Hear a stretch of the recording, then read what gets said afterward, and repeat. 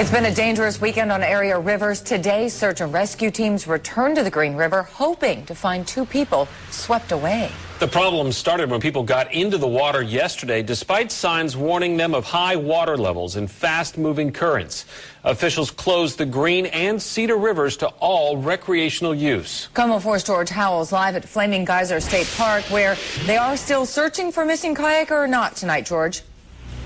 That search has been temporarily suspended until the water level goes down a bit, but the search continues for the missing rafter. And it's kind of a strange feeling because I actually met him yesterday before he got into the water. I even interviewed his friends who were certainly excited to go rafting, but by all accounts, unprepared.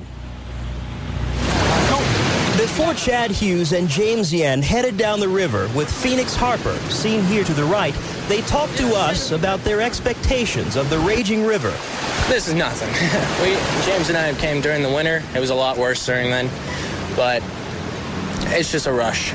There were signs posted warning people about the rushing river, and we noticed none of the men had life vests. We're pretty much good swimmers.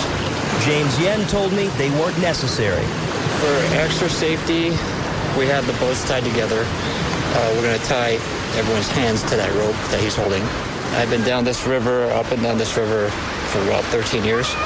So I pretty much know what I'm doing out there, so it shouldn't be a problem. It turned out to be a big problem for James and his friends. You see him here, stranded on a sandbar in the middle of the river, relying on rescuers to get him to safety. At least 9 people found themselves in the same position Saturday, waiting for dive teams, even helicopter rescues to pluck them from the river.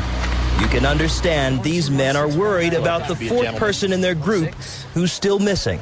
We yell at our kids to make sure you have safety stuff. A 34-year-old man should know. And every single person that was on there should have known to have safety stuff on. And if they did not, they shouldn't have been up there. Now friends of Phoenix Harper hope rescuers find him alive.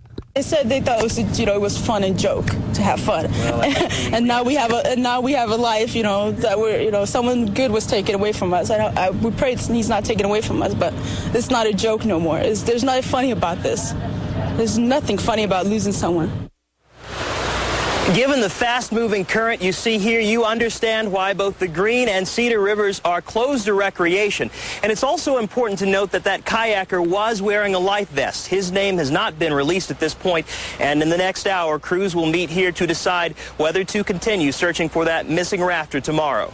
Reporting live at Flaming Geyser State Park, George Howell, KOMO 4 News. Back to you.